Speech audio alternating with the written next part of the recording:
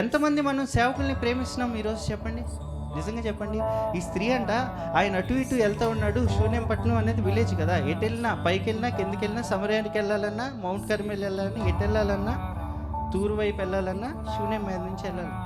ఈ ఈ సేవకుడు లేదా ఈ ప్రవక్త ఇటు నుంచి వెళ్తున్నాడు కదా, ఇటు వెళ్తున్నాడు అటు వస్తున్నాడు, ఇటు వెళ్తున్నాడు అటు వస్తున్నాడు అని చెప్పి తను ఆలోచిస్తూ తను అంటుందంట ఈ సేవకుడిని లేదా ఈ ప్రవక్తని కలిసినప్పుడు, అయ్యా నువ్వు రా అంటే నేను రానన్నాడు. అయ్యా నువ్వు రా అంటే నేను రానన్నాడు. రానంటేనేగా బలవంతం చేస్తాను, అంతేనా? ముందు నుంచే చేయంగా అని నేను అంటాను.